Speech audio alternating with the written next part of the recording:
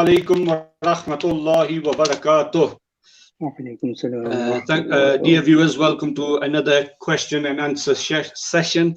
Today we've got Maulana Nizamuddin Misbahi, as we have done for the last few days, but we've also got Maulana Naim Munshi, a brother who's going to be translating, inshallah, all the Urdu answers that we get into English for our English viewers, inshallah, azza wa jal. Maulana Naim, just as viewers start to build up and join the show and raise their questions, if you could just briefly tell us yourself where you've studied and who your teacher was for the viewers. Alhamdulillah Rabbil Alameen wa salatu wa salamu ala Sayyidil Anbiya wal Mursaleen wa ala alihi wa ashabihi ajma'een. Fa'udhu billahi minash shaitanir rajeem. Bismillahir rahmanir rahim. Bihamdihi ta'ala. In reality, the person and the individual who is the main guest on this question and answer is my honorable teacher. I was blessed to study with Allama Maulana Nizamuddin Sahab for several years. Previous to that, I had the honor of studying with several other teachers, including Sayyid Riyaz Hussain, Maulana Yunus, so on and so forth. So I've studied for a few years, alhamdulillah ta'ala. MashaAllah, MashaAllah. So just to begin with, the first question, a simple one. If you can ask Maulana Sahab, is in regards to Taraweeh Salah, does an individual have to read all 20 rakats in one sitting, or can an individual, say for example, read his Isha namaz, read 10 rakats, go do whatever he wants to do, and then come back later and read another 10 rakats with her, and then I think Maulana will understand. Maulana, आप समझिए ना? बिस्मिल्लाहिर्रहमानिर्रहीम। आपने जो सवाल पूछा है कि ईशा के फर्ज पढ़कर 2 रकात सुन्नत और कुछ लोग 2 रकात नफल भी पढ़ लेते हैं और उसके बाद तरावी शुरू करते हैं, 10 रकात तरावी पढ़ी और थोड़ा सा रेस्ट कर लिया 1 घंटे बाद, जबकि अभी ईशा का टाइम बाकी हो यानी सहरी एंड ना हो गई हो, तो वो रेस्ट ऑफ तरावी की नमाज पढ़ सकते हैं और उसके बाद वित्र पढ़े, इसमें कोई हरज नहीं है। असल में तरावी का टाइम जो शुरू होता है उसके बारे में यह है कि ईशा के फर्ज पढ़ने के बाद तरावी का टाइम शुरू हो जाता है। ज्यादातर फुक़हा ने यही राय दी है।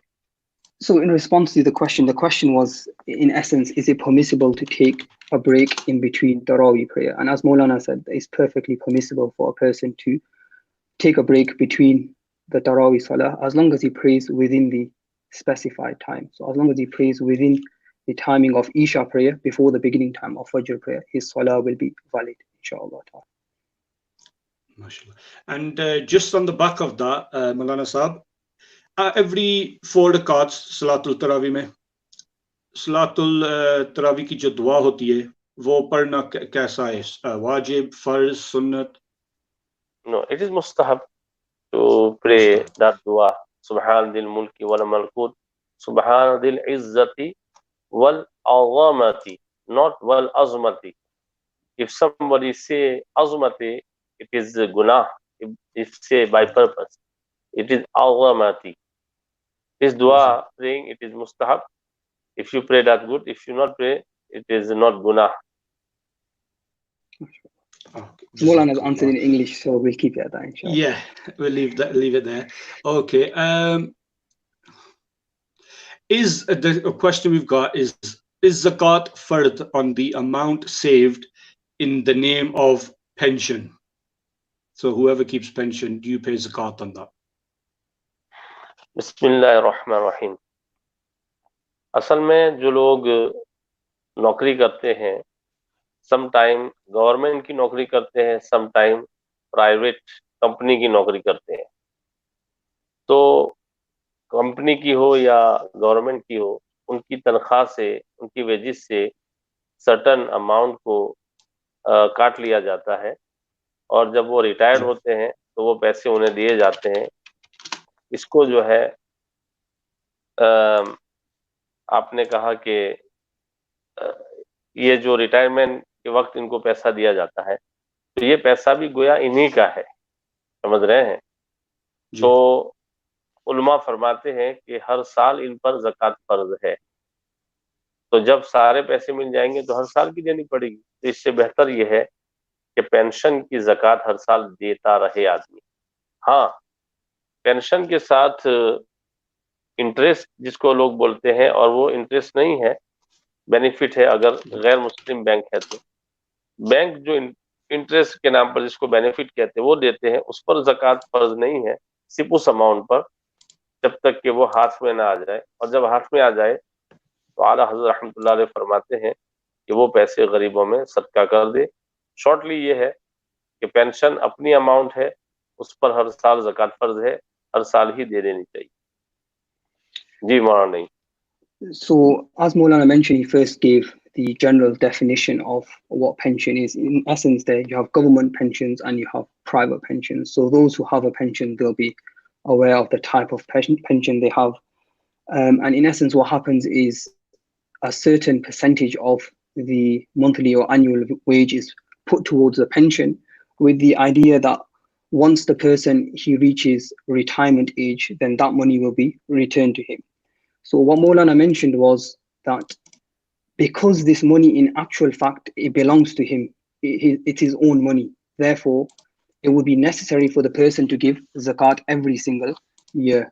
So as a consequence, rather than waiting till retirement, he should give zakat in each consecutive year.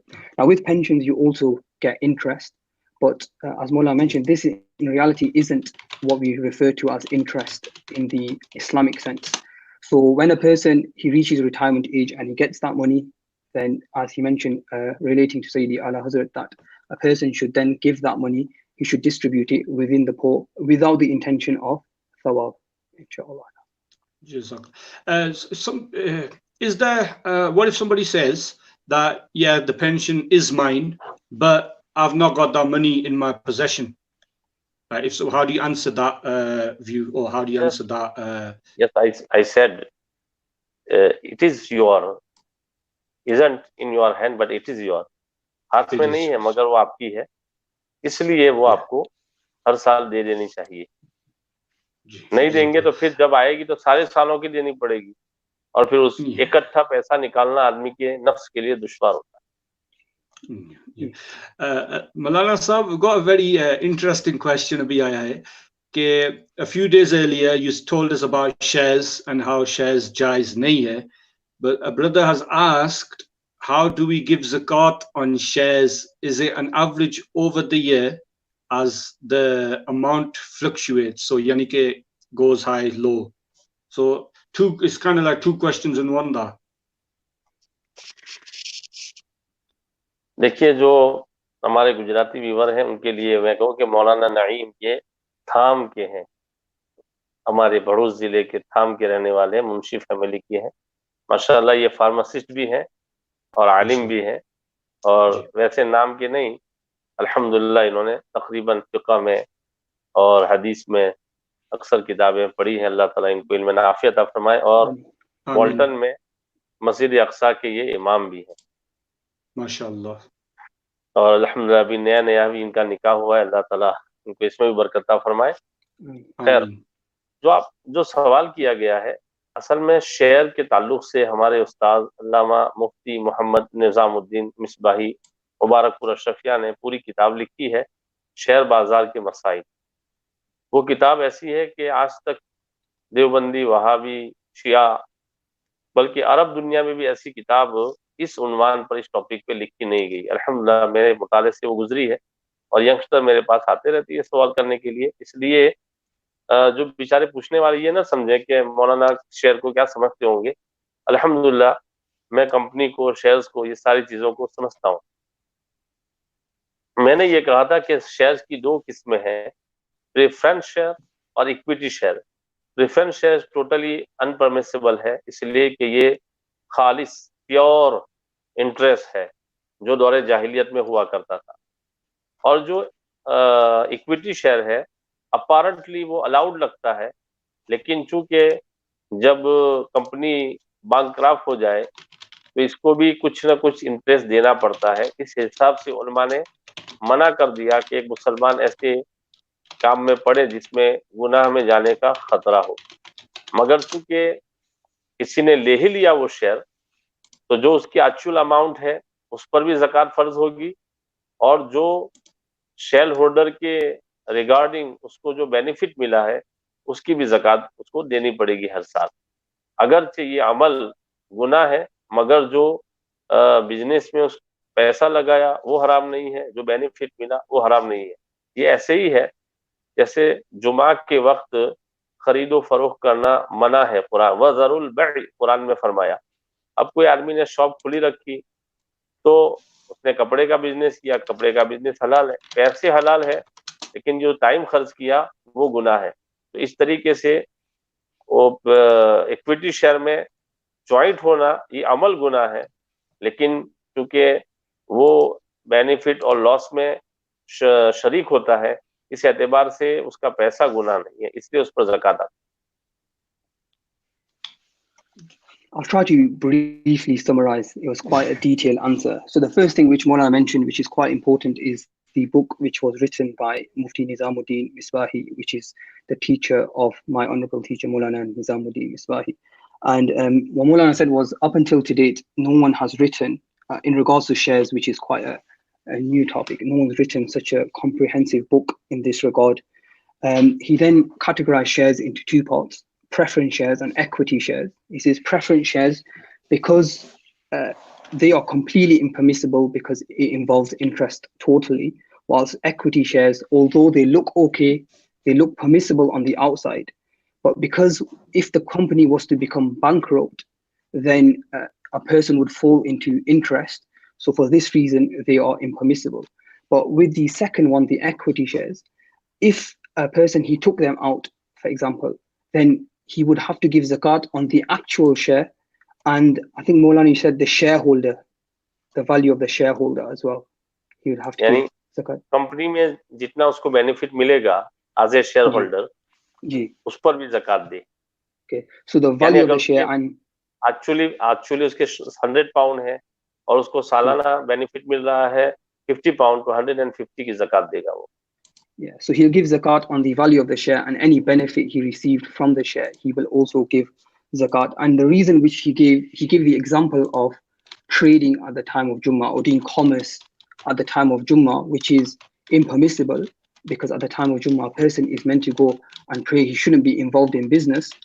So if a person was to trade at the time of Jummah, although the trading would be haram, the profit which he attained, that would be not haram. So therefore, there would be zakat on the profit which he attained. So in the same way, if a person involves himself in equity shares, the time he spent, so on and so forth, will be impermissible, will be incorrect.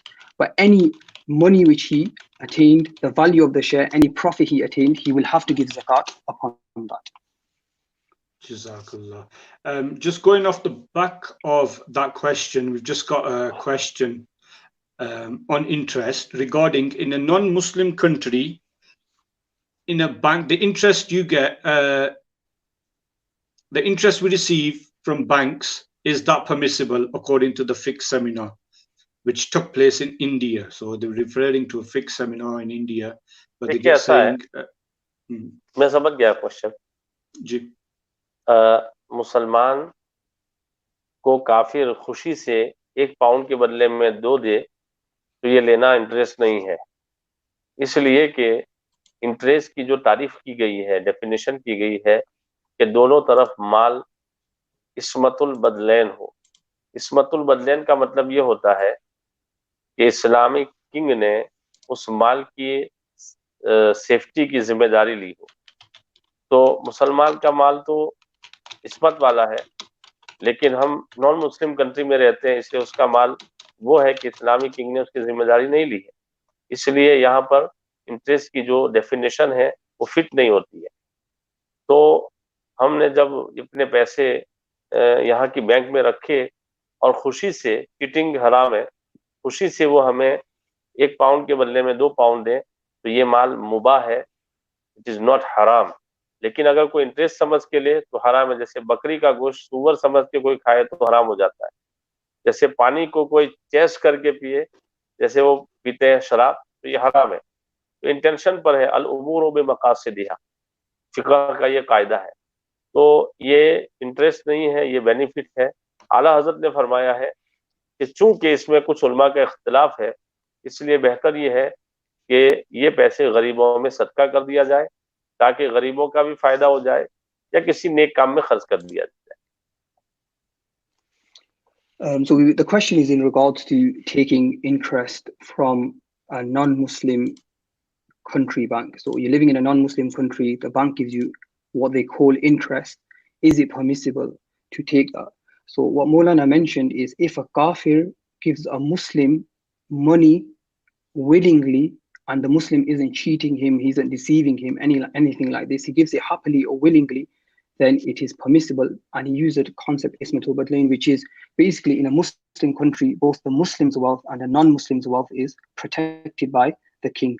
So in this circumstance, for them to do something like this would be regarded as interest. But because in a non-Muslim country, this isn't the case, so therefore, if the Muslim was to take some sort of benefit from the non-Muslim without cheating or deceiving, then this would be permissible to take. But he has to make sure he doesn't have the incorrect intention. In the same way that if a person, he was to eat beef with the intention and saying it's pork, then because of his intention, this would be incorrect. Or he was to drink water with the intention that this was alcohol, then this would be incorrect. And finally, what he mentioned was that because Allah Hazrat, he says that there's a difference of opinion amongst the ulama. If a person was to take this from the bank, which they call interest, the best scenario is that he distributes it amongst the poor people without the intention of reward. This is the best way to avoid all of the difference of opinion. No, without you allowed to do intention of sawab, with intention because of this sawab. is mubah. Okay, Yes. so because this money is mubah, if the money is haram, Maulana, then you can't have intention of reward. But because this money is mubah, you can distribute it with the intention of reward as well, and distribute it with the intention of reward. Jazakallah, Jazakallah. In regards to interest, does interest only apply to borrowing and lending, or is there a concept of interest outside of borrowing and lending? Because with the bank, you're not borrowing or lending any money, you're just storing your money in the bank, aren't you? No. What is the definition of interest? Yeah. If you give someone that कर्ज, अगर आप किसी को कर्ज दें और उस पर कोई भी फायदा उठाएं, तो ये इंटरेस्ट है। आपको मैंने 100 पाउंड दिए और आपसे मैं 110 पाउंड लूं या 101 पाउंड लूं, तो जो ज्यादा लूंगा वो इंटरेस्ट है। बैंक में हम पैसा रखते हैं, बैंक हमें जो पैसे देती है, ये अपारेंटली इंटरेस्ट लगता है, लेकिन इंटरेस्ट की तारीफ में, ये डेफिनेशन में, ये फाउंडेशन है कि माल, वेल्थ दोनों साइड से इस्मत वाला होना चाहिए।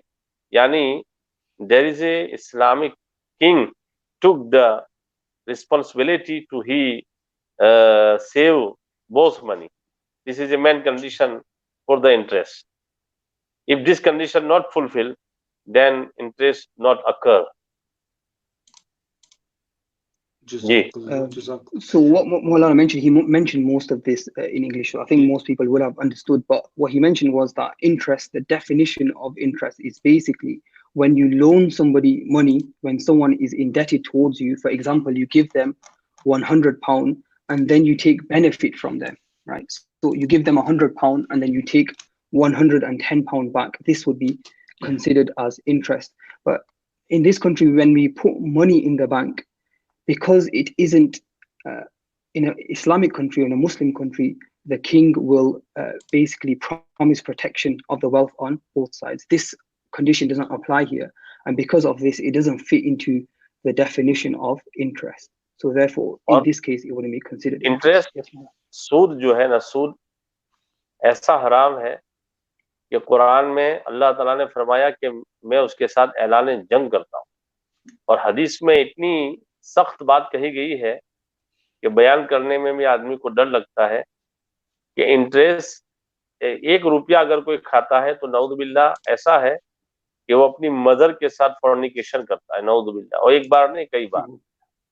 तो फॉर्निकेशन वैसे ही हराम है, और फिर माँ के साथ कोई ऐसा जुर्म करे तो कितना बड़ा हराम है। इसलिए एक मुसलमान को कभी भी इंटरेस्ट न खाना चाहिए, न लेना चाहिए, न देना चाहिए। मैंने सुना है कि इंडिया पाकिस्तान में कुछ लोग पैसे वाले इस तरह का अमल करते हैं, उन्हें अल्लाह का खौफ करना चाहिए, कहीं दुनिया में उन पर अजाब ना आ जाए। समझ रहे हैं? अल्लाह रोजी देने वाला है। किसी मुसलमान को आप पैसे दें तो कर्ज दें विदाउट इंटरेस्ट के, और सवाब की उम्मीद रखें। ये नहीं कि आप नऊजुबिल्लाह मुसलमान का इस तरीके से फायदा उठाएं। Okay. And we've got another question on a bank. Someone's asking. Let me just, right, I'll just translate that Sorry, what go ahead. Maulana mentioned, because it's very important what Maulana has just said. So, you know, a lot of people, they try to always find loopholes when it comes to interest and so forth. So Maulana just mentioning that in our religion, interest is severely prohibited, up to the extent that Allah subhanahu wa ta'ala in the Quran, he says that a person who involves himself in interest, then Allah declares war against such a person. This is the severity of a person who involves himself in interest. And in the ahadith, it is so severe that we can't even bring those words to our lips. A person who involves himself in interest has been considered akin to a person who essentially fornicates with his mother, and not even once, on several occasions. So it is a severe, severe sin, and something that we must do our most to abstain from. As Muslims, we should try and stay as far away as possible from interest. And if anyone is wealthy, then they should give their brother a loan without any interest, and inshallah they will benefit from this by being rewarded, inshallah. Inshallah. And another question in regards to banking. What's the permissibility of working at a bank? Bank के अंदर काम करने के सिलसिले में बहुत से लोगों ने यह सवाल किया था पहले भी, तो फिर मुबारकपुर में सेमिनार इस पर किया गया। अल्हम्दुलिल्लाह, मैंने भी इसमें आर्टिकल लिखा था। हमारे जो ग्रांड मुफ्ती थे शारे बुखारी, मुफ्ती शरीफुल्ला कमजदी रहमतुल्लाह अलैह, उन्होंने ये कहा कि अगर बैंक में मुसलमानों को काम करने से मना कर दिया जाए तो लाखों करोड़ों मुसलमान बेरोजगार हो जाएंगे, जॉबलेस हो जाएंगे, और कोई शायद ही कोई ऐसा बैंक हो जिसमें कुछ ना कुछ इंटरेस्ट का कारोबार न चलता हो। तो मुसलमान कोशिश ये करे कि बैंक में काम करे तो इस अमल से दूर रहने की कोशिश करे, लेकिन मजबूरन अगर उसको ये काम करना पड़े, यानी इंटरेस्ट का लिखना पड़े, राइटिंग करनी पड़े, या पैसे काउंट करने पड़े, तो दिल में बुरा जान करके इस अमल को करे, तो फिर बैंक में काम करना उसके लिए मना नहीं है, permissible. So with regards to the question in regards to working in a bank, Maulana mentioned a seminar which occurred in Mubarakpur, which he himself wrote an article as well, and he mentioned what Mufti Sharif al-Haq said in this regard, that if Muslims were prohibited from working in a bank, then many individuals, many Muslims would be jobless. So a person should abstain as much as possible, but in the event where there's no way around this and they must work in a bank, then, and if they are involved in the interest side, then they must consider it as evil within their heart. They must consider it as evil. Jazakallah. We've got a hadith sharif. Somebody's quoted a hadith sharif. The English is written: whoever loves the Arabs loves them because he loves. Whosoever loves the Arabs loves them because of his love for me. Whosoever hates Arabs hates them because he hates me, or something along those lines. There's no reference. Yes. Could you explain this? जी जी, ये हदीस शरीफ है कि नबी पाक सल्लल्लाहु अलैहि वसल्लम ने फरमाया कि अरब से मोहब्बत करो इसलिए कि मैं अरबी हूँ, अरब से दुश्मनी ना करो इसलिए कि मैं अरबी हूँ, कमा क़ाल नबी सल्लल्लाहु अलैहि वसल्लम। लेकिन इसका मतलब ये नहीं है कि अरब में कोई काफिर रहता हो तो उससे भी मोहब्बत करो। समझ रहे हैं? मतलब यह है कि जो सहीउल अकीदा मुसलमान हैं और वो अरब के रहने वाले हैं, तो उनसे इस वजह से मोहब्बत करो कि हुजूर अरबी हैं और हुजूर सल्लल्लाहु अलैहि वसल्लम के लान में ये रहते हैं। इस कनेक्शन और इस बिलोंगिंग की वजह से उनसे मोहब्बत करो, ये मतलब है। लेकिन कोई बदअकीदा है तो हुजूर ने खुद ही बदअकीदा लोगों से दूर रहने का हुक्म फरमाया है। लिहाजा दूसरी हदीस ने ये बात वाज़ेह फरमा दी कि मुस्लिम शरीफ में है कि इय्याकुम व इय्याहुम, ये अल्फाज है हदीस के। अपने को उनसे दूर रखो और उनको अपने से दूर रखो। जब हुजूर ने खुद ही मफ़हूम वाज़ेह कर दिया, तो इस हदीस का मतलब ये है कि जो सहीहुल अकीदा अरब है उनसे मोहब्बत रखो, और जो बद अकीदा है उनसे अपने को दूर रखो और उनको अपने से दूर रखो। So, with regards to this hadith which was quoted, Maulana says it is correct that it is a hadith, but the mafhum or the understanding of this hadith is that we have love for those Arabs who are Muslim, right? Because that person who is bad aqidah, that person who is a deviant, right? Those individuals, we will not have love for them purely for the sake that they are Arabs. We have love for the Arabs because Rasulullah sallallahu alaihi wasallam was from amongst the Arabs. So we won't hate them purely just on the fact that they are Arabs. And then he mentioned a hadith from Muslim Sharif with regards to those individuals who are deviants, who are misguided, that the Prophet ﷺ and the mafhum, the understanding of this hadith is keep them away from you and you stay away from them. So it doesn't mean that you love the deviants as well just because they are Arabs. Jazakallah.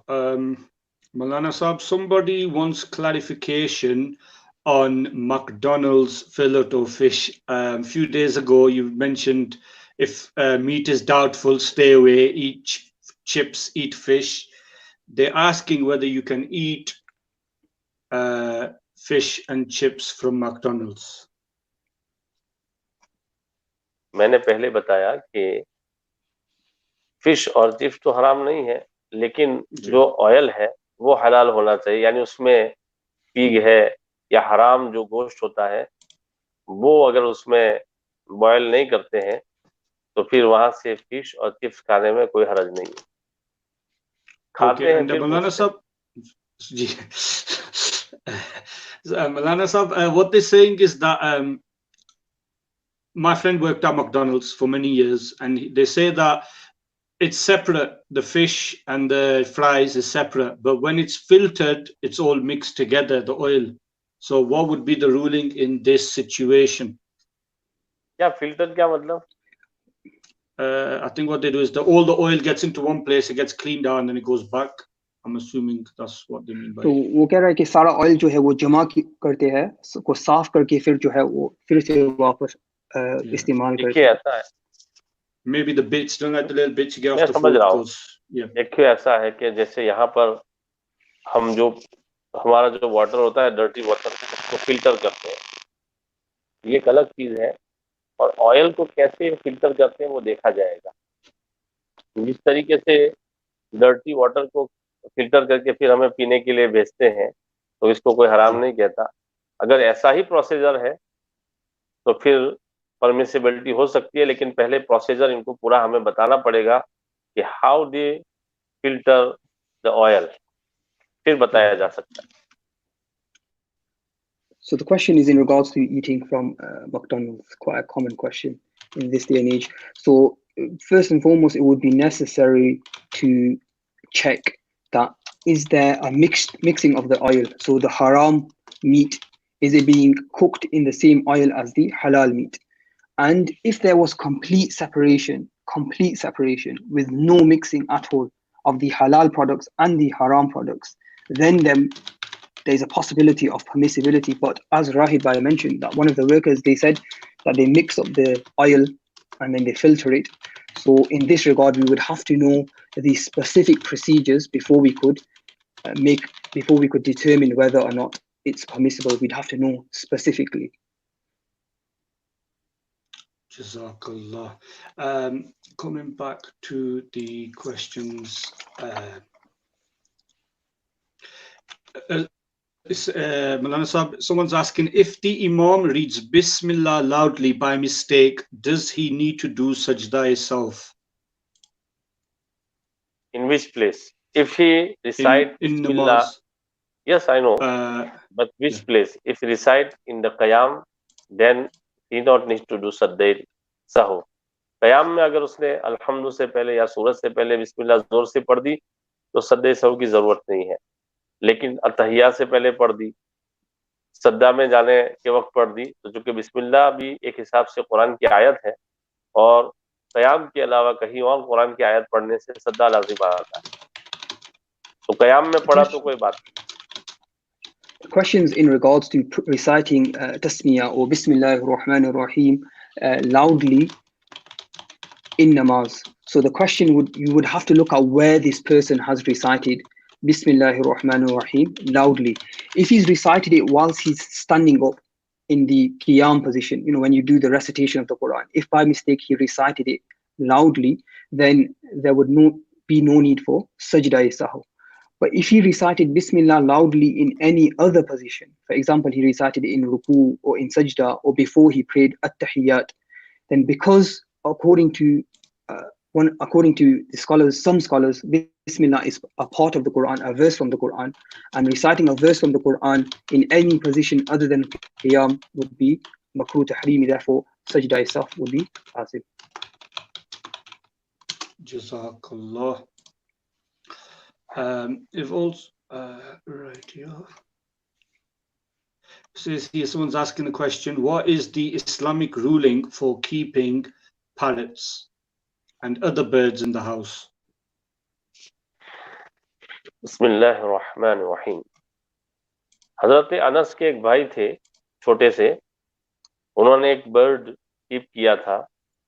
जब उसका bird गुजर गया तो नबी पाक सल्लल्लाहु अलैहि वसल्लम ने ब्यूटीफुल अल्फाज कहे थे। इससे इस हदीस से ये साबित होता है कि बर्ड कीप करना ये जायज है, मगर उनको फूड देना पड़ेगा, टाइम पे पानी देना पड़ेगा। अगर नहीं देंगे तो फिर एक हदीस शरीफ में आता है कि एक औरत को सजा दी गई थी सिर्फ इस वजह से कि उसने काट को कीप किया और उसको पानी वगैरह नहीं दिया, तो उसको जहन्नम फेस करना पड़ा। तो आप बर्ड यानी पिजन हो या पैरट हो, इसको कीप कर सकते हैं, मगर इनके जो राइट्स और हुकूक इस्लाम ने मुतय्यन किए हैं उसके मुताबिक उनको फीड करना पड़ेगा, पानी पिलाना पड़ेगा। So the question is in regards to eating, keeping a parrot or a bird as a pet. So Maulana mentioned about the younger brother of Hazrat Anas radiallahu ta'ala anhu who had a bird. When it died, the Prophet sallallahu alaihi wasallam, he mentioned some beautiful words with regards to this bird, which shows the permissibility of keeping the bird. But what's important to note that if anyone does this, he keeps a bird or a parrot or something like this as a pet, then it's necessary that he fulfills all of the rights, that he gives it food on time, he gives it water on time, so on and so forth. Whatever the rights are of the animal, he must fulfill. Because in one narration is mentioned about a woman who was punished in the hellfire because she had a kitten, she had a cat, but she never gave it water on time. So as a consequence, she was punished. So if a person does keep any animal as a pet, he must, in this case, birds in specific, he must fulfill all of its rights. Jazakallah. Maulana, I've got a question here. If somebody passes away, can someone pay compensation fidya on their behalf for their namazes that they've missed?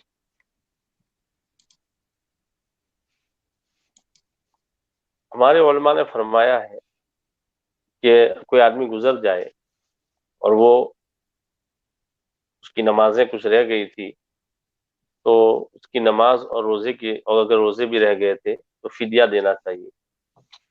दिन में 6 नमाजें होती हैं वित्र को मिला करके, एक नमाज का जो फिदिया है वो इक्विवेलेंट है सदके फित्र के। एग्जाम्पल, ये एक नमाज के 3 पाउंड, अब किसी की 50,000 नमाजें हो तो फिर बहुत पैसे हो जाएंगे, दे नहीं सकेंगे। तो उसमें शरीयत की तरफ से ये सहूलत है कि मान लो आपके पास 1000 पाउंड है, तो आप 1000 पाउंड गरीब को दें और उसको समझाएं मसला कि हम तो उसको मालिक बनाएंगे, फिर तुम हमें मालिक बनाना। तो इतनी बार उसको मालिक बनाए, फिर वो आपको मालिक बनाए, जो 50,000 नमाजों के इक्विवेलेंट हो जाए, फिर बाद में 1000 पाउंड उस गरीब को आप दे दें। इंशाअल्लाह वो मरने वाला नमाज के अजाब से और रोजे के अजाब से महफूज हो जाएगा। Question is in regards to if somebody passes away and he has outstanding namazes, he has qaza namazes remaining, then can the family give fidya, a compensation for each namaz which the person missed. So what Maulana mentioned was that if a person passes away and he has namazes missing, then he will give fidya for each namaz which is missed. So in one day, including the witr prayer, there is 6 namazes.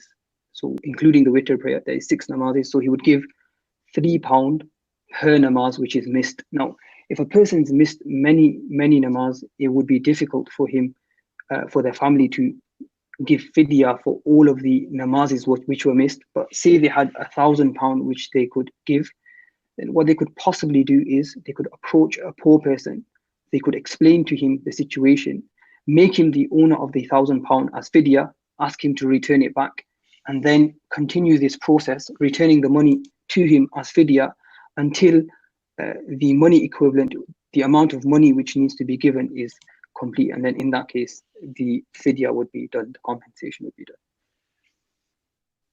Inshallah. Okay, Jazakallah. Maulana Sahib, somebody has asked for an explanation of Quranic ayats from Surah Al-Ma'idah. Do you have a Quran where you can explain to them? No. पूरी सूरत? No, not for the 5 ayats. No, sorry, 9 ayats. क्या है So वो shall पढ़ के we? बताओ. Yeah, I've not got it here to hand. He's just put 68 ayat to 77. नहीं, उसको ये तो कोई सवाल है यार, उसको सर्टन क्वेश्चन लाना चाहिए, आयत पढ़नी चाहिए, तर्जुमा लिखना चाहिए कि सवाल क्या है. चलो हम तफसीर भी कर दें, लेकिन तर्जुमा क्या है, सवाल क्या है. No worries, we'll leave that for the individual. Just write down what you want clarifying. हाँ, उसको बोलो कि पूछना क्या चाहते हो सूरह माइदा में तुम. Next question we have is the Imama Sharif, should it cover the whole hat? Does leaving the top uncovered necessitate ittijar? Someone said ittijar. समझ गया. Yeah. शायद मेरे भाई ने मुझे इमामा पहनते हुए देखा होगा, इसलिए सवाल किया है. हाँ, देखिए ऐसा है, ये एक चीज बोली जाती है एहतिजार. उम्मूमन लोग ये समझते हैं कि एहतिजार का मतलब ये है कि इमामा यानी इमामे का कपड़ा चारों तरफ आदमी लपेट दे और बीच में टोपी खुली हो, तो हमारे बाज उलमा ये समझते हैं कि एहतिजार है, लेकिन उनका ये समझना सही नहीं है.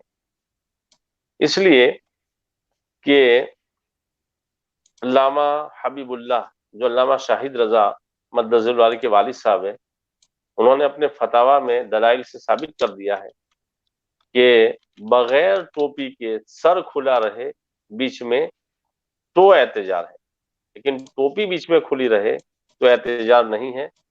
बल्कि बहुत से बुजुर्गों से इस तरह इमामा बांधना साबित.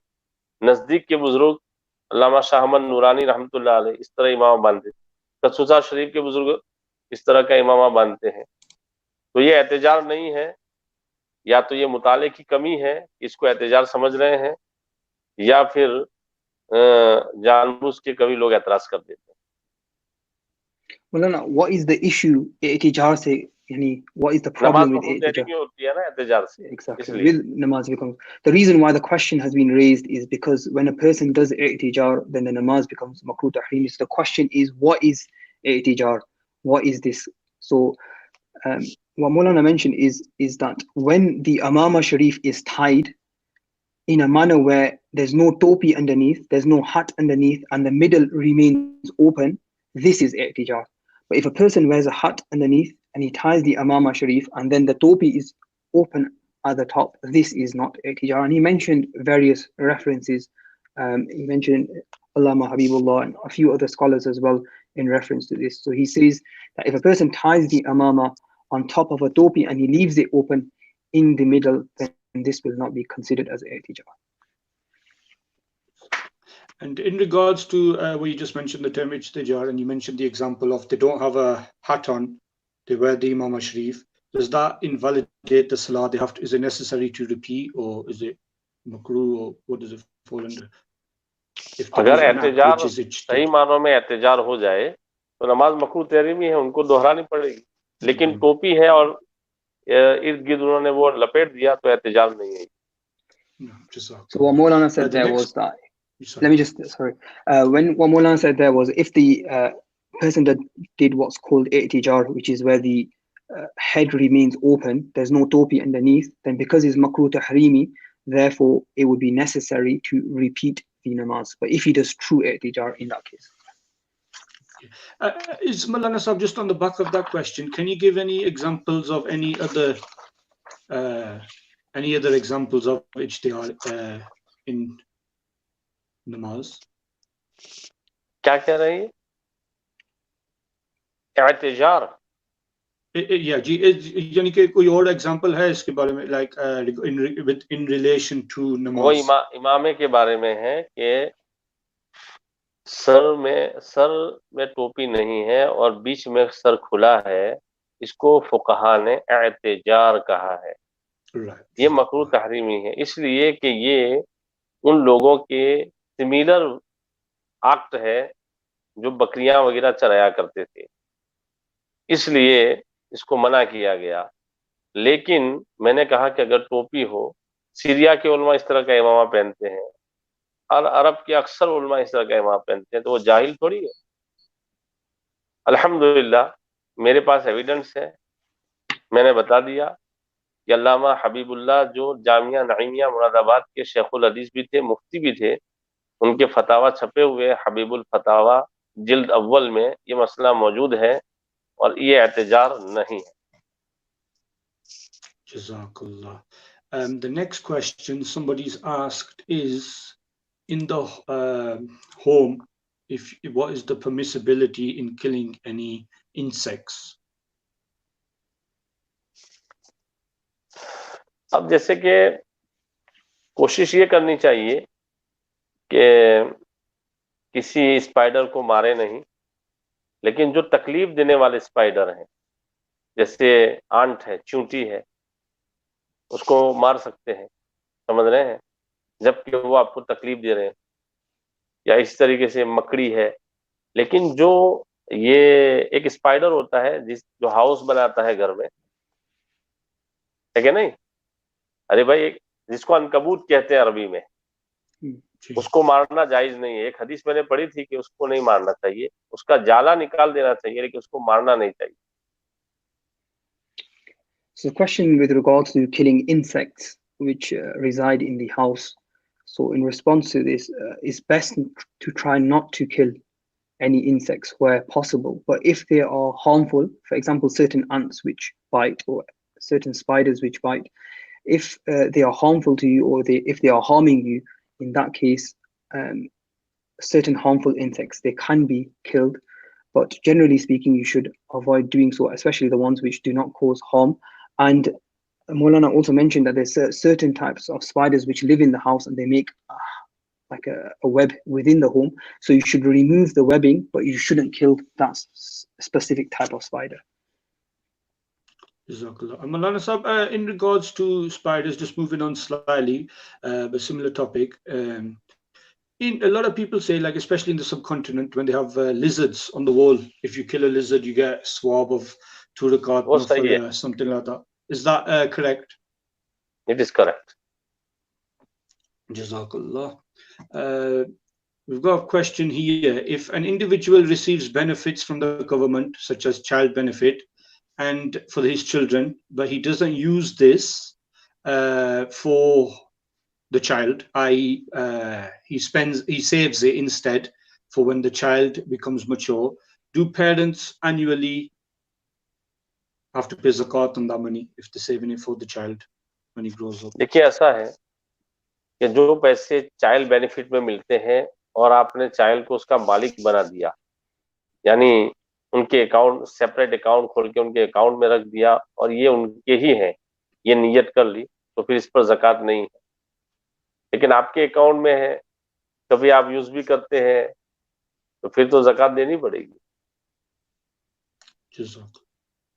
Okay, so the question was with regards to child benefits, which is received from the government, if it's necessary to give zakat upon this, if a person is saving it for their child.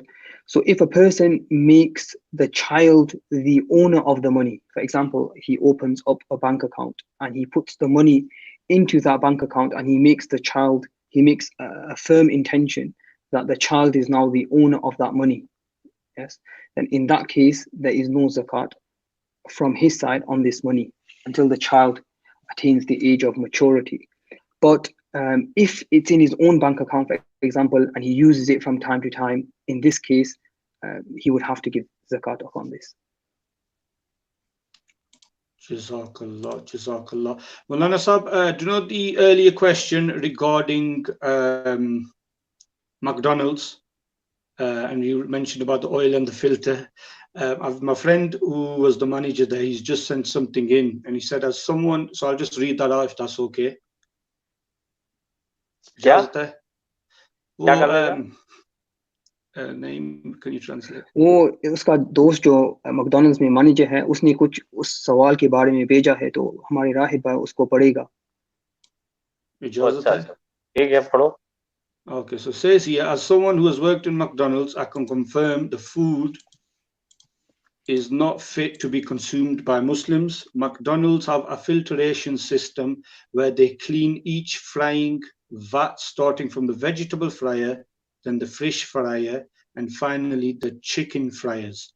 The discharge pan is washed every night, so a person is thinking we are doing the correct thing by starting with the vegetable fryer. However, you're cleaning the discharge pan every night, but what about the internal pipe that's linking all the fryers together that doesn't get cleaned, as this is fixed inside? Hence, contamination is involved. Therefore, we as Muslims cannot consume McDonald's. McDonald's themselves confirm noting is allowed due to cross.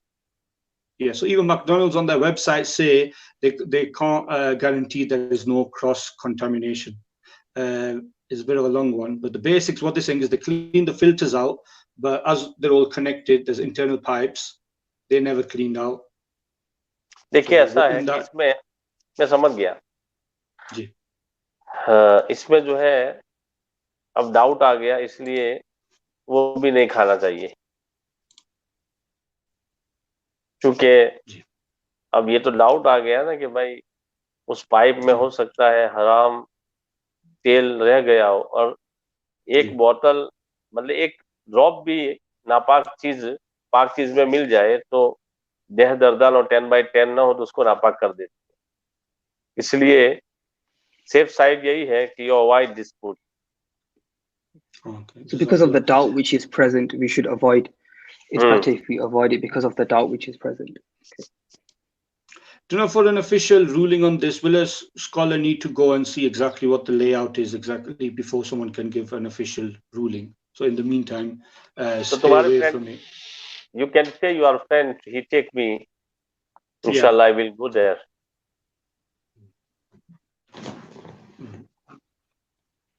Okay.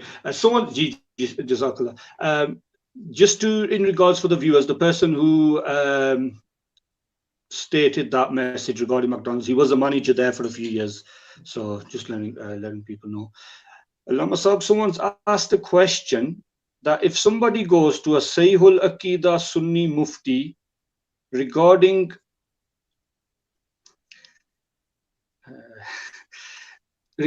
celebrating Christmas, or Mufti says it's okay, and then the person celebrates it, is there blame on the person who's gone to the Mufti? I don't understand the question. So what they're saying is, if a normal person जिसके पास इल्म नहीं है वो मुफ्ती के पास जाए और मुफ्ती कहता है कि जो जायज चीज है वो जायज नहीं है, specific yeah, sorry, I think mention a specific example here. Yeah. So Mona what they saying किसी मुफ्ती के पास गया. हाँ वो तो समझ रहा हूँ मैं. देखिए ऐसा है कि आजकल हालात ये है कि हर इमाम मुफ्ती बन गया है, समझ रहे हैं. सवाल ये है कि वो कैसे मुफ्ती के पास गया है. मुफ्ती हर मौलाना मुफ्ती नहीं है कि वो कैपेबल हो कि आंसर करे. हम लोगों से लोग सवाल पूछते हैं तो हम बड़े मुफ्तियों से क्लैरिफाई करके उसको बताते हैं, अपनी तरफ से कोई बात नहीं कहते हैं. समझ रहे हैं, ना मालूम हो तो कह देते कि अभी मालूम नहीं। लेकिन यूके में बहुत से लोग हैं जो अपने आप को मुफ्ती कहते हैं, मगर वो मुफ्ती के तारीफ से भी वाकिफ नहीं है, सिर्फ वो अपने आप को बड़ा बनाने के लिए ऐसी बात करते हैं। तो इस तरह की अगर मुफ्ती ने कहा है तो दोनों गुनहगार होंगे। अगर कोई सही मुफ्ती है और उसने किस कॉन्टेक्स्ट में कहा है वो जानना चाहिए। लेकिन बहरहाल क्रिसमस जो है ये नसारा का खुशी का दिन है, तो मुसलमान ये नहीं कहते वो हमारी ईद को पार्टिसिपेट करें, तो वो हमें मजबूर ना करे कि हम की उनकी क्रिसमस को जो है पार्टिसिपेट करें। हमें उसको अवॉइड करना चाहिए। So with अगर regards ये to दिन अगर ये दिन हजरत ईसा अलैहिस्सलाम की पैदाइश का होता तो हम भी फिर खुशी मनाते, लेकिन ऐसा है नहीं। So with Christmas being a non-Christian holiday, as Muslims we should avoid celebrating it. And Maulana mentioned in regards to who is considered truly a mufti, that not every Maulana can issue verdicts, and it requires a certain level of knowledge and a certain level of understanding of the Islamic laws. And just to add from myself, like, you wouldn't go to anyone to get some medicine from someone, right? You wouldn't just go to any random person on the street and ask them for medicine, because it's a question of life and death. So then why would you just go to anyone in order to get a verdict? You would want to, this is not a question of life or death. This is a question of, your iman and kufr, right? So you got to be careful what you're doing here. So you got to take this into consideration. And Maulana, as he mentioned himself, that he would get clarification from the high-ranking scholars and the high-ranking muftis where is needed. So therefore, in this case, a person should avoid celebrating Christmas if it was proven beyond any doubt that this date was in fact the day when Sayyidina Isa alayhi salam was born. Then in that case, there may be, then we would also commemorate this date. But because there's no certainty, the event of Christmas is celebrated mainly by the non-Muslims. Therefore, as Muslims, we should avoid. Okay, Jazakallah. Somebody's asking a question regarding the contact lenses. Does wearing contact lens break your fast? Alama Sahab, I know you've answered it before, but maybe the person didn't hear it before. So can you answer again, please? नहीं, रोजा नहीं टूटेगा।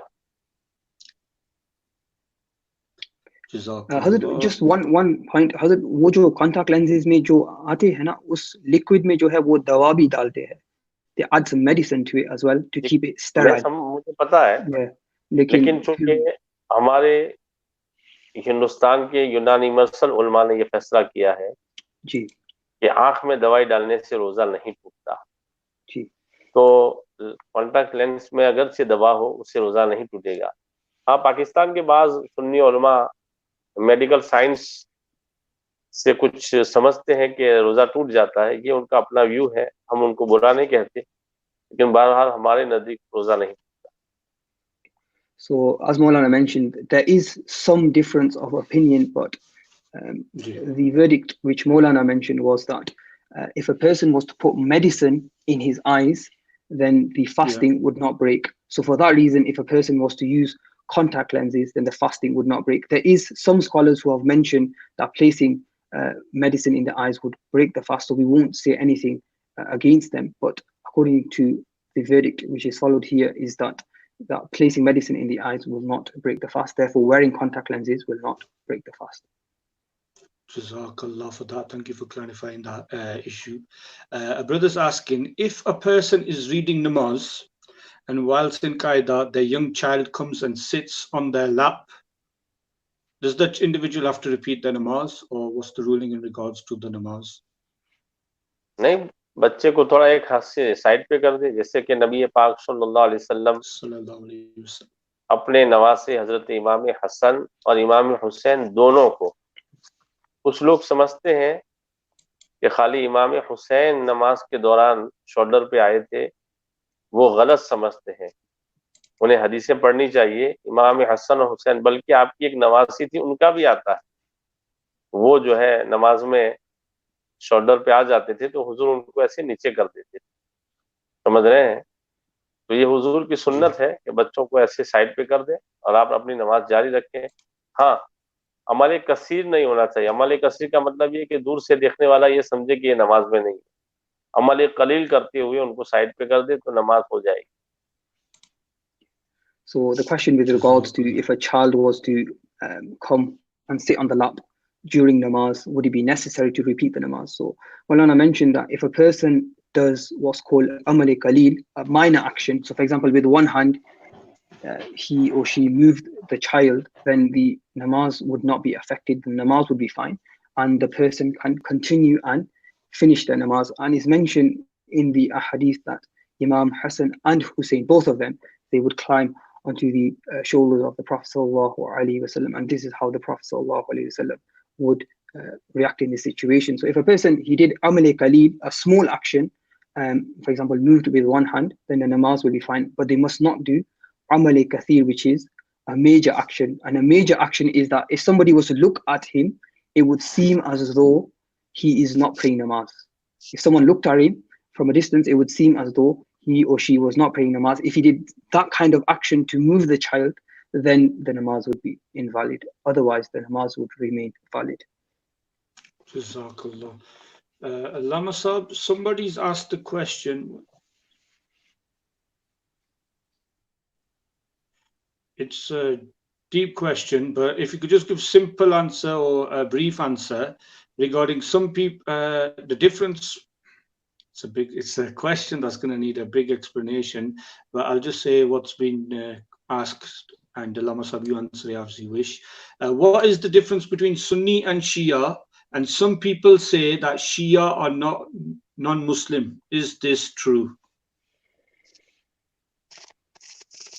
देखिए, ऐसा है कि दुनिया में बनाम मुसलमान बहुत से लोग रहते हैं, लेकिन हदीस पाक की रोशनी में 73 सेक्ट यानी 73 फिरके हो गए हैं। उसमें हुजूर ने फरमाया कि एक ही हक पे होगा, बाकी हक पे नहीं होंगे।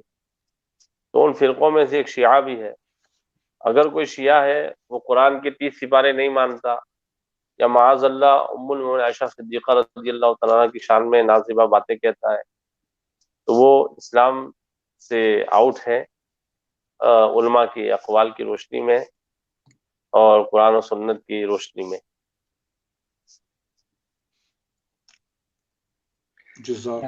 So difference was with regards to what is the Sunni and Shia sect.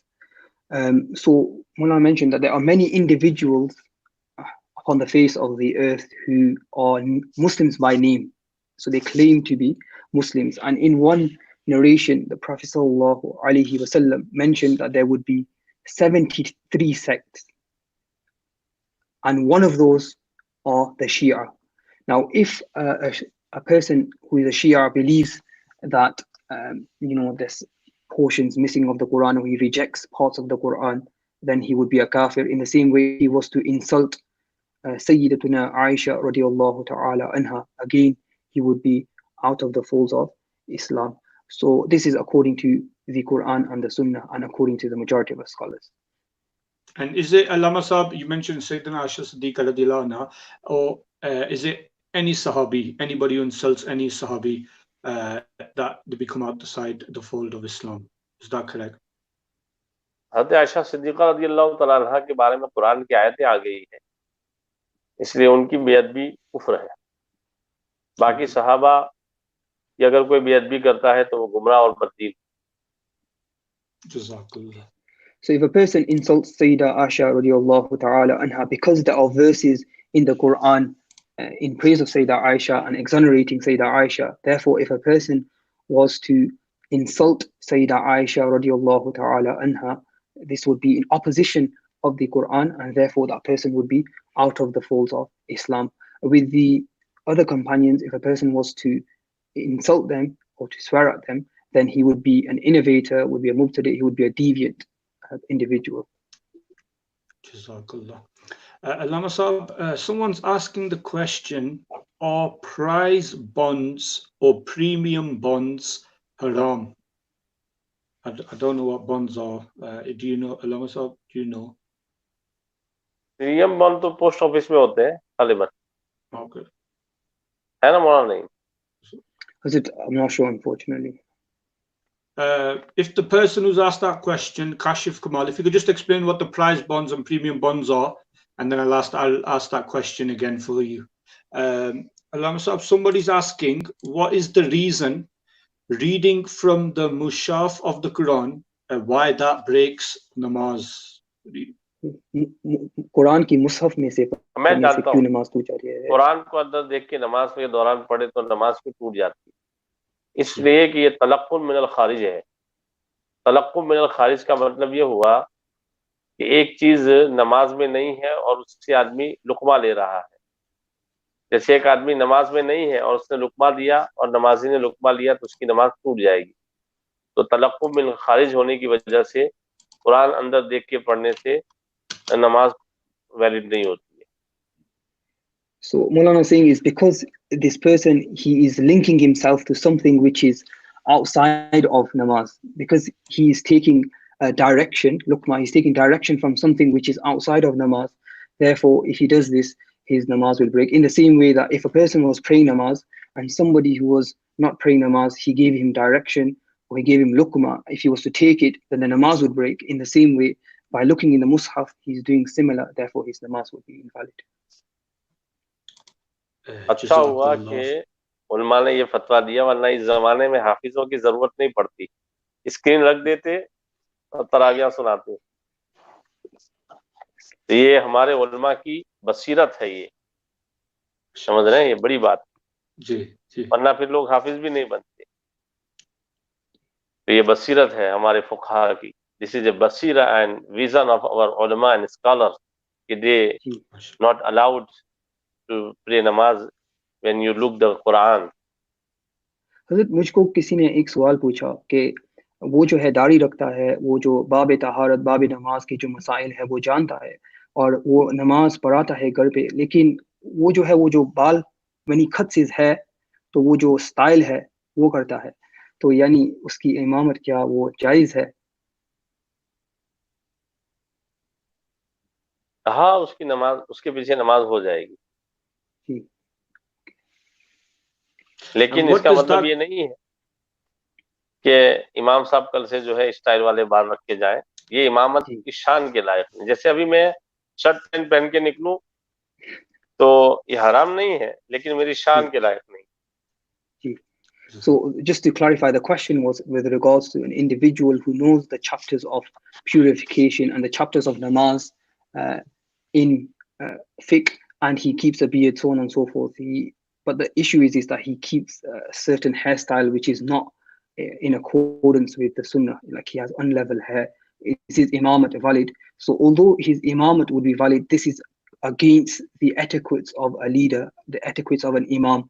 So he should be careful with this regard. And what category does this, if a person has uneven hair, what category does it fall in? Does it fall under disliked or what is it? वो कह रहा है कि वो जो इमामत करता है और उसका बाल जो है वो they're not level, तो क्या उसकी इमामत मकरूह है, ऐसा कुछ है? No, what I'm saying is just having that hairstyle for anybody, not the imam. Just generally. What category? Okay. Just generally, because when we are young, people say you can't have that hairstyle to the mosque, etc. So we were always under the assumption it's haram. So what is the actual ruling on people who have the side short and the top tall? असल में ये उलमा की शान के लायक नहीं है। इस्लाम में क्या है, या तो पूरे बाल रखो या मुड़ा दो, समझ रहे हैं, छोटे रखो बिल्कुल सब बराबर, जैसे मेरे बाल हैं इस तरीके से, या बड़े जुल्फे रखो। मगर इस जमाने में आपको पता ही है कि लोग कैसे कैसे बाल रखते हैं, समझ रहे हैं, तो उसको हराम कहने से सारे मुसलमानों को गुनहगार ठहराना लाजिम आएगा। तो हराम तो मैं नहीं कहता हूँ, लेकिन कम से कम एक मुसलमान की शान के लायक नहीं। Do you want to explain that? Yeah, so what Maulana is saying is that this is not from the etiquettes of a Muslim, and because there's a lot of people who are engaged within this practice, then as Muslims we shouldn't be involved in this kind of things. It's against the sunnah of the Prophet sallallahu alaihi wasallam. From the sunnah of the Prophet sallallahu alaihi wasallam was that he would keep long hair. Hazrat वो जो Sayyidina Ali के बारे में आया है कि he would keep short hair, उसके बारे में is that okay if somebody was to keep short hair? It's mentioned in regards to Sayyidina Ali that he would keep it very short for ghusl purposes. ऐसा कुछ है शायद. So if a person was to keep short hair in order to, make it easier for him when he's performing ghusl, then this is fine as well. So the hair should be kept even, or a person can keep long hair, what they call zulf, according to the sunnah of the Prophet sallallahu alaihi wasallam. These hairstyles where the hair is uneven is against the practice of the Prophet sallallahu alaihi wasallam, and a person should avoid this. Jazakallah. And if somebody has the intention of sawab, for example, they want to cut their hair, use less water in ghusl, then can that be a means of him getting reward? So he cuts his hair short, so he uses less water in ghusl, and that's good. You answered one question in one of the previous sessions, which I heard. वो सवाल था कि रमजान में शैतान बंद किया जाता है, लेकिन फिर भी लोग गुनाह करते हैं, और शैतानी वसवसा और नफ्स से कैसे फर्क करे? अगर if you could repeat some of that, I'd like to translate some of that into English for the listeners. मैंने ये कहा था कि शैतान तो बंद हो जाता है, लेकिन हमारे साथ नफ्स है. जैसे कि शैतान को किसने बहकाया? उसके नफ्स ने बहकाया. तो नफ्स हमें बुराई का, इन्ना नफ्स लअम्मारतुम बिस्सू, कुरान में फरमाया कि तुम्हारा नफ्स तुम्हें बुराई का हुक्म देता है. तो नफ्स की वजह से आदमी गुनाह में पड़ जाता है. आला हज़रत रहमतुल्लाह अलैह लिखते हैं मलफूज शरीफ में कि सूफिया फरमाते हैं कि नफ्स और शैतान के वसवसे में फर्क कैसे किया जाए. तो जो शैतान का वसवसा होता है, लाहुल पढ़ो तो शैतान भाग जाता है. या शैतान क्या करता है, एक वसवसा दिया, अगर आपने उसको छोड़ा फौरन दूसरा देगा, तीसरा देगा. लेकिन नफ्स एक बात पे टिक जाता है, हट जल्दी छोड़ता नहीं है. कहेगा नहीं ये करो ही करो, करो ही करो, तो समझ लो ये नफ्स की तरफ से है. समझ रहे हैं? तो नफ्स से बचने के लिए बस यही एक सूरत है कि आदमी अल्लाह की बारगाह में अर्ज करे कि या अल्लाह, तूने नफ्स को पैदा किया है, मुझे नफ्स की शरारत से बचा. तो ही आदमी बच सकता है. वरना हजरत शेख वजीहुद्दीन गुजराती रहमतुल्लाह अलैह अपने मलफूजात में फरमाते हैं, जब उनके शागिर्द ने पूछा कि मैं जिक्र करता हूँ, नफ्स वसवसे देता है, तो आपने फरमाया तुम अपना काम करो, वो अपना काम करे. इसलिए कि नफ्स के वसवसों से बचना आसान नहीं. So this is, I think, very important in this day and age, which is why I would like to repeat it. A lot of people, they ask this question, that in the month of Ramadan, the shaitan is locked up, the devil is locked up, but yet we still have these thoughts and we still wish to go towards evil. Why is this? So as Maulana mentioned, that if shaitan misleads, and I believe this from Imam Ghazali, that if shaitan misleads the common people, then who misled the shaitan? The person or the thing which misled the shaitan was his nafs, right? And Allah subhanahu wa ta'ala says, I believe it is in Surah Yusuf, inna nafs al-ammarakum bisu, that the nafs invites towards evil, it commands towards evil. So if a person outside of the month of Ramadan, yes, the shaitan will try to mislead him, but inside the month of Ramadan, despite the fact that the shaitan is locked up, his nafs will still invite him towards evil. And how does a person differentiate between whether it is waswasa, the whispering of the shaitan, or it is the nafs? So if, and this is mentioned through Ala Hazrat, who says that if at the time when the waswasa comes, a person, he seeks refuge in Allah, he says la hawla wa la quwwata, and that thought goes away, then this most likely is waswasa. But if even despite this, the thought comes again and again, then this is most likely the nafs. And in order to remedy this situation, the only way a person can in fact remedy this situation is that he sits down and he makes dua to Allah subhanahu wa ta'ala, that Ya Allah, you are the creator of the nafs. Just to clarify, the nafs is the base, the ego, what they call in psychology maybe the id, the inner desires, right? That Ya Allah, you are the creator of nafs. Ya Allah, give me the ability to control this. And Maulana also mentioned in regards to Shaykh Wajihuddin Gujarati, where a person asked him that I sit down to do dhikr and my nafs keeps giving me waswasa. So Shaykh Wajihuddin Gujarati said, you do your job and the nafs will do its job, right? So the nafs is always going to test you, is always going to invite you towards evil. So you do what you can do, inshallah ta'ala, and keep making dua. Jazakallah for the answer. तो मेरे ख्याल में 1 घंटा 9 minute हो गए हैं। जी. So I was just going to come to that. So inshallah tomorrow same time with both of yourself. Jazakallah for your time. Maybe we'll keep it a bit shorter next time. एक बात की we'll try sticking to the time Let's limit. stick to the time limit inshallah. एक बात की वजाहत कर दें कि हमने जो बयान किया, मतलब ये मुफ्तियों के बारे में, इसमें हमारी किसी को रिग्रेट और डिसरिस्पेक्ट करने की इंटेंशन नहीं है। बस हम ये अवेयरनेस फैलाना चाहते हैं कि मुफ्ती के टाइटल से ये ना समझें कि वो मुफ्ती हो गया है, अब आप उससे सवाल पूछें। और ऐसे मुफ्तियों ने काम खराब किया है, बहुत डिफिकल्टी पैदा होती है। हम खुद मुफ्ती नहीं हैं, बस उलमा के खादिम हैं, उनसे पूछते हैं और फिर आपको बताते हैं, किताबें पढ़ते हैं, समझ रहे हैं। बहरहाल अच्छे और बुरे की पहचान करनी चाहिए। जैसे मौलाना नईम ने कहा कि भाई जब इलनेस होती है तो अच्छे डॉक्टर के पास जाते हो, एक डॉक्टर के पास नहीं जाते हो। तो इसी तरीके से ये दीन का मामला है, ईमान का मामला है। ये नहीं कि जो आपकी डिजायर के मुताबिक फतवा दे दे तो उसको आप मुफ्ती मान लो, और जो आपके डिजायर के खिलाफ फतवा दे तो आप कहें कि ये ठीक नहीं है। ये नहीं है। देखा करो कि कुरान, सुन्नत, हदीस की रोशनी में कौन बता रहा है, बस हमें ये देखना चाहिए। तो फिर इंशाअल्लाह ताला आप गुमराह नहीं होंगे। अल्लाह ताला हम सबको इखलास अता फरमाए और जो भी बात गैर शरई हुई हमें माफ़ फरमाए और सिर्फ उसकी रज़ा के लिए हर काम करने की तौफीक दे और तमाम गुनाहों को माफ़ फरमाए। अस्तगफिरुल्लाह रब्बी मिन कुल्लि ज़म्बिन व अतूबु इलैह। अस्सलामु अलैकुम व रहमतुल्लाहि व बरकातुहू। Wa alaikum salam wa rahmatullah.